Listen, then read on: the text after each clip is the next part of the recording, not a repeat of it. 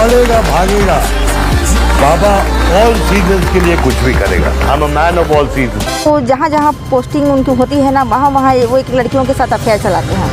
इससे पहले रायपुर में था, गरियाबंद में था, मनेंद्रगढ़ में था, चिरमिरी में था, बैकुंठपुर में थे, और आज रायपुर के आसपास भी जहाँ जहाँ उनकी पोस्टिंग थी, तो वहाँ कहीं न हर जगह एक न एक लड़कियाँ मतलब उनके साथ अफेयर चलाते थे।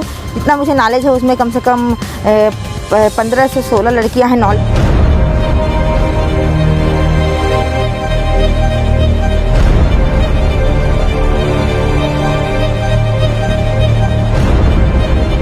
खास करके वो अच्छे घर की लड़कियों को फंसाता है इस चीज़ में, ताकि लड़कियां, और एक लड़की को हटाने के लिए दूसरी लड़की को हटाने के लिए वो मतलब नया पैतरे अपनाता है, उनके घर में फ़ोन करता है, उनके माँ बाप को डराता है।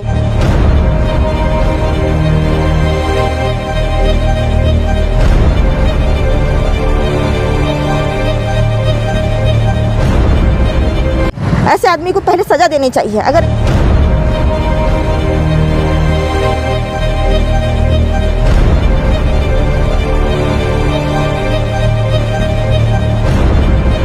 अगर ऐसा आदमी घूमेगा, कुत्ता अगर घूम रहा है, पागल कुत्ता, तो सबको काटेगा। इसमें इंसान का क्या दोष है? वो तो बगैर नहीं जान रहा है ना, वो पागल कुत्ता है, वो काटेगा।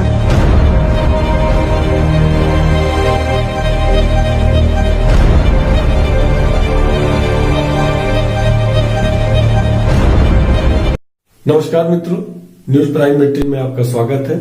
मैं राजन सिंह चौहान। आज हम एक ऐसे थाना प्रभारी के बारे में आपको बताने जा रहे हैं जिसने पहली पत्नी के रहते हुए अभी फिलहाल में दूसरी शादी कर लिया गया है। वह थाना प्रभारी मनेंद्रगढ़ चिरमिरी में थाना प्रभारी रह चुके हैं और वर्तमान में बैकुंठपुर थाना में थाना प्रभारी के रूप में पदस्थ हैं, जिनका नाम बिमलेश दुबे है।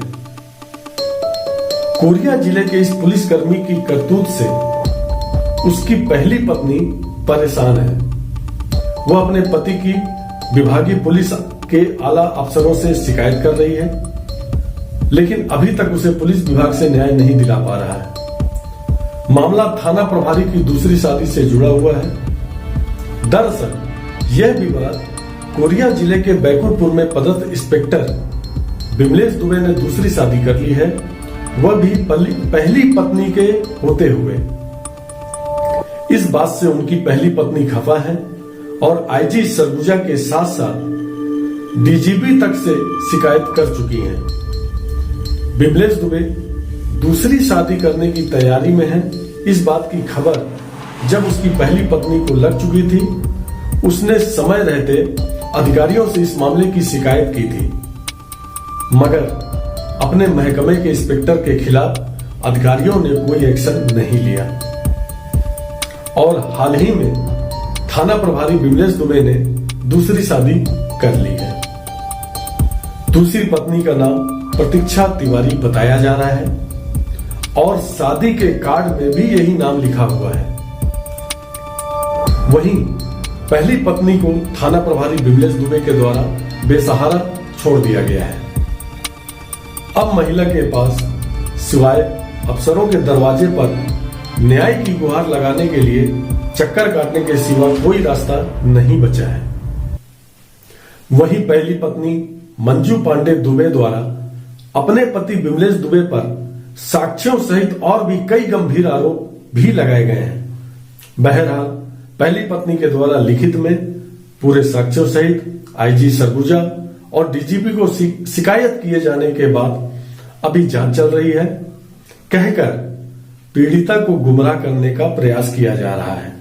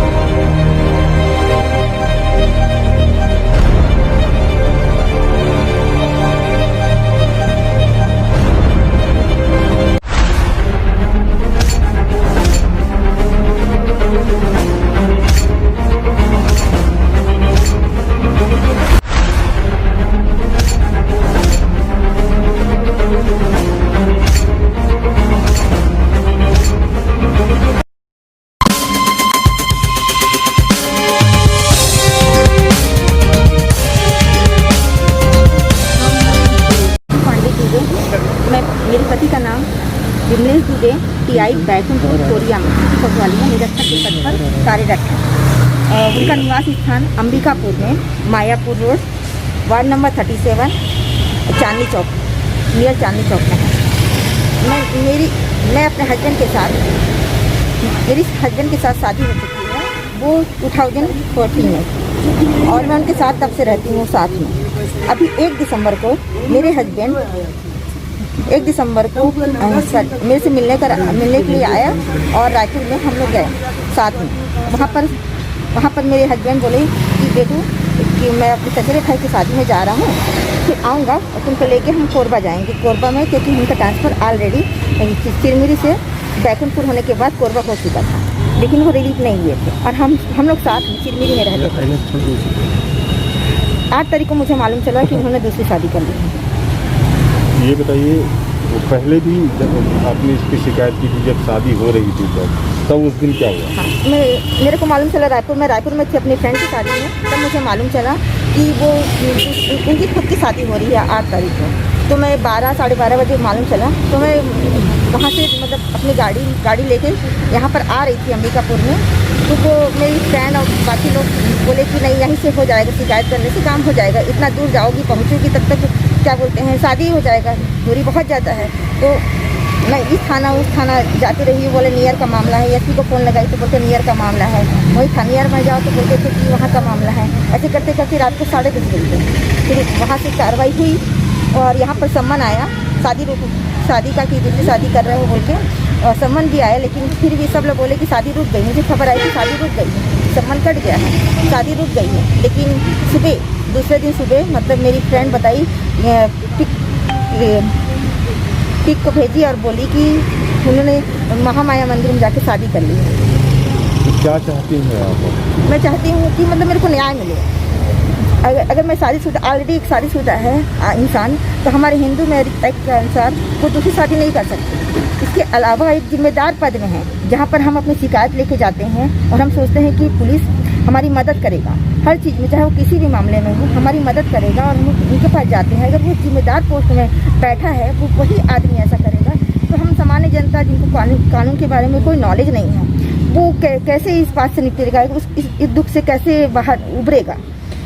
आपने अपनी शिकायत में एक बात और कही है कि वो सिर्फ एक लड़की से नहीं बल्कि कई और लड़कियों से। इसमें हाँ, वो केवल एक ही लड़की को नहीं, वो और लड़कियों के साथ भी उसके अनैतिक संबंध है।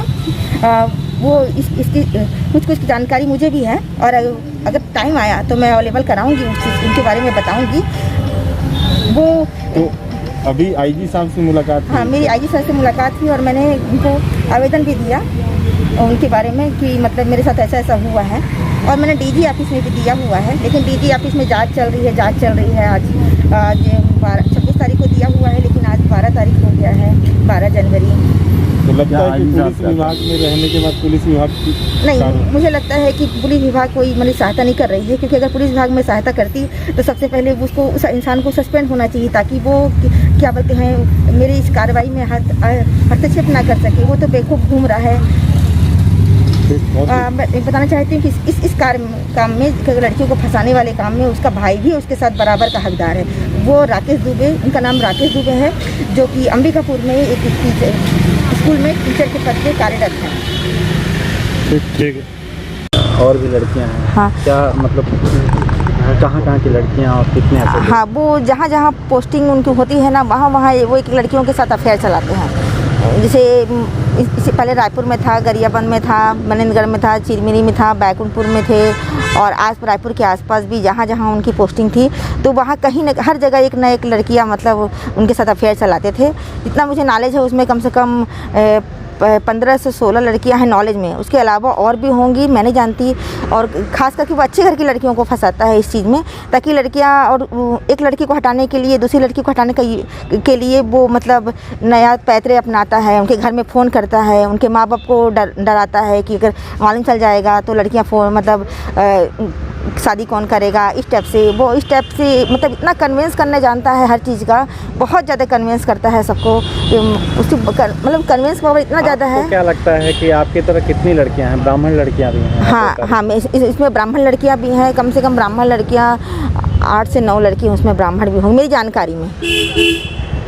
तो ये ये सब कैसे आखिर पता नहीं चल पाता? कैसे वो ऐसे पता नहीं चल पाता क्योंकि एक की आईडी दूसरे से छुपा के रखता है, और अगर मालूम चल भी जाता है तो लड़कियां इसलिए यकीन नहीं कर पाती हैं। वो बोलता है कि पहली वाली लड़कियां मेरे को डरा रही है, ब्लैकमेल कर रही है, उसका ये फंडा है। और सबको ये बेटू स्वीटू मोटू मतलब इस टाइप का बोलता है, एक ही वर्ड यूज़ करता है। तो किसी के सामने किसी का पोल ही नहीं खुलता क्योंकि किसी के नाम से यूज़ नहीं करता किसी का नाम है। और इस काम में उसके भैया भी बराबर के हिस्सेदार हैं। अगर उसके भैया अगर किसी लड़की को छुड़ाना रहता है तो उसके भैया उसके घर में फ़ोन करके बोलते हैं अपनी बेटी को संभालो, ऐसे करके। तो ऑलरेडी इस काम में उसके भैया इन्वॉल्व है, सारा चीज़ जानते हैं उसके भैया। और वो उनके घर वालों का क्या रिएक्शन ना, उनके घर वालों का रिएक्शन अगर अभी जब शादी कर लिए हैं दूसरा, तो उनके घर वाले सीधा बोल रहे हैं कि हम नहीं जानते, कि पूरे लोग इन्वॉल्व हैं, सब चीज़ हर चीज़ जानते हैं, हर चीज़ इसमें पूरी बराबर की हकदार उनके भैया राकेश दुबे और मेरे पति विमलेश दुबे, और जिससे शादी किया वो प्रतीक्षा सब जानती थी, वो भी जानती थी कि शादीशुदा है। इसमें ब्राह्मण समाज का कोई सहयोग मिला? हाँ, इसे ब्राह्मण समाज का मैंने सहयोग बात किया है। ब्राह्मण समाज ने कहा है कि पूरा सहयोग करेंगे। और जैसे कि यहाँ पर भी आई तो रायपुर में भी ब्राह्मण समाज की कुछ प्रतिष्ठित पद में आसीत महिलाओं ने मुझे मेरा सहयोग देने का वादा किया है, और उनका बराबर का सहयोग मिला मुझे।